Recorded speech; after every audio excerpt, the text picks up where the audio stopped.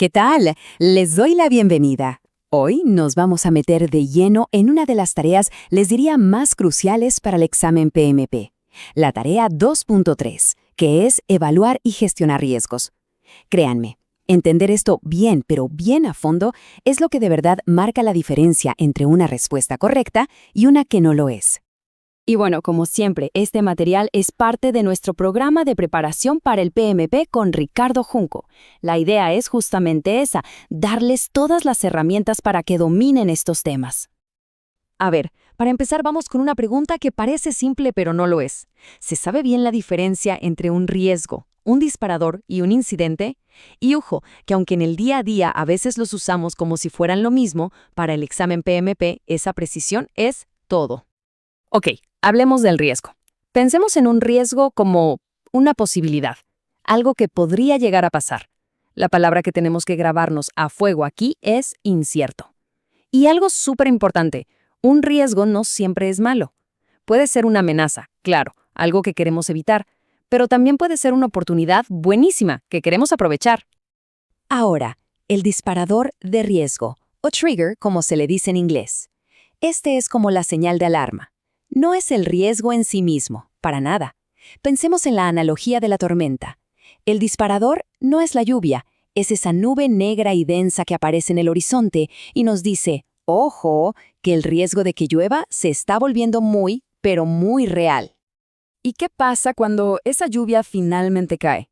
Bueno, ahí es cuando el riesgo se materializó, se convirtió en un incidente o un issue. Ya no es una posibilidad. Es un problema que está pasando ahora mismo y que hay que resolver. Fíjense cómo cambiamos el chip. Pasamos de la planificación a la acción, a la resolución de problemas ya. Perfecto. Entonces, esta va a ser nuestra hoja de ruta para hoy. Vamos a arrancar con la planificación y los fundamentos. Después, nos metemos a identificar y analizar riesgos.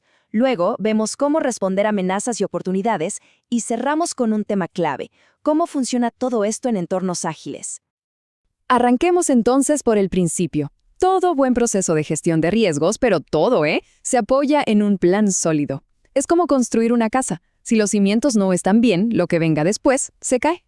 Y dentro de ese plan, ¿qué nos encontramos? Bueno, no es un documento genérico de copiar y pegar para nada.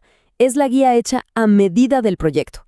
Aquí definimos el cómo, el cuándo y el quién de la gestión de riesgos. Desde qué categorías vamos a usar para clasificarlos, hasta algo que es fundamental y a veces se nos olvida, el apetito de riesgo de los interesados. O sea, ¿cuánto riesgo están dispuestos a aceptar? No todos tienen la misma tolerancia, y eso hay que dejarlo claro desde el inicio. Muy bien. Con el plan ya definido, ahora sí pasamos del cómo a la fase de descubrimiento. Es el momento de ponernos creativos y analíticos.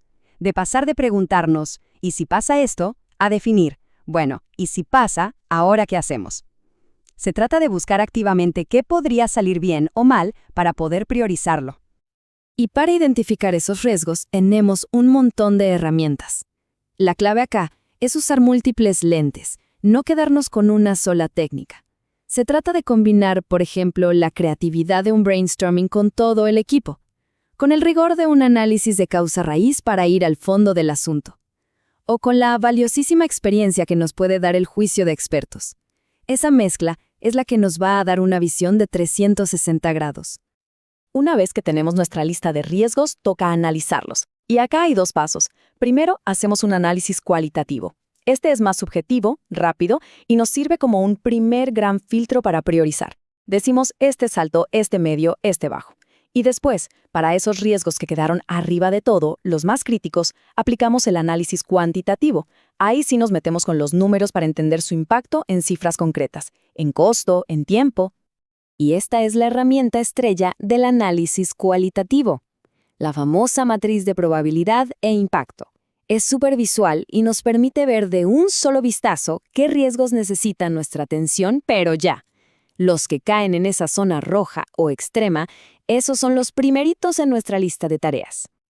Pasando ya a lo cuantitativo, una fórmula que hay que conocer sí o sí es la del valor monetario esperado, o VME. Es simple, probabilidad por impacto. ¿Y para qué sirve? Bueno, nos ayuda a ponerle un valor en dinero a la incertidumbre, convierte un riesgo que parece abstracto en un costo o en un beneficio potencial súper específico. Listo. Ya identificamos, ya analizamos, ahora toca la acción. Llegamos al momento de planificar nuestras respuestas. Y es acá donde la estrategia de verdad entra en juego. Porque la idea no es sentarse a esperar a que las cosas pasen y reaccionar. No, la idea es ser proactivos, adelantarnos. Y para ser proactivos, es vital recordar siempre que el riesgo tiene dos caras, como una moneda. Por un lado están las amenazas, los riesgos negativos, que lo que buscamos es neutralizarlos o que nos peguen lo menos posible. Y por el otro están las oportunidades, los riesgos positivos, que lo que queremos es que se hagan realidad y sacarles el máximo jugo. Cada lado tiene su propio manual de estrategias.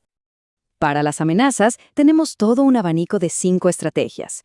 Podemos, por ejemplo, evitar la amenaza cambiando el plan para que no nos afecte. O podemos transferirla a un tercero. El ejemplo clásico es contratar un seguro. Si no podemos hacer ninguna de esas dos, buscamos mitigar su impacto, o sea, reducir la probabilidad de que ocurra o que el golpe sea más suave. Si el riesgo está fuera de nuestro control o es muy grande, lo correcto es escalarlo. Y finalmente, si es un riesgo chiquito, a veces la mejor opción es simplemente aceptarlo y seguir adelante. Y para las oportunidades, las estrategias son, como les decía, la otra cara de la moneda. Podemos explotar una oportunidad para asegurarnos de que ocurra y obtener el 100% del beneficio. O podemos mejorarla para aumentar su probabilidad o su impacto positivo. Al igual que con las amenazas, podemos compartirla con un socio para maximizar el resultado, escalarla si es una oportunidad que supera al proyecto o simplemente aceptarla pasivamente, pero estando listos para actuar si se presenta. Y acá, atención, porque va un consejo directo para el examen. Es clave, pero clave, prestarle atención a las palabras que usan en las preguntas. Si en la pregunta se lee reducir la probabilidad o el impacto de una amenaza, la respuesta casi seguro es mitigar. Si se lee aumentar la probabilidad o el impacto de una oportunidad, la respuesta va a ser mejorar. Conocer esta asociación les puede salvar un montón de puntos. Bueno, ahora demos un giro y veamos cómo funciona todo esto en un entorno ágil. La gran diferencia es que acá la gestión de riesgos no es una fase separada, no es un documento que se hace y se guarda, está tejida, está integrada en el ADN de las prácticas ágiles del día a día. Miren, mientras que en un proyecto predictivo o tradicional tenemos ese documento formal llamado registro de riesgos, en Agile, la respuesta es mucho más dinámica.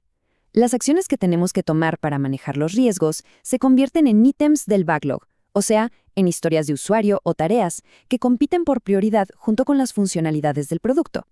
Esto asegura que estemos pensando en los riesgos de forma continua, sprint tras sprint. Y este gráfico que vemos acá ilustra perfectamente el enfoque ágil. Es un Risk Burn Down Chart o gráfico de reducción de riesgos.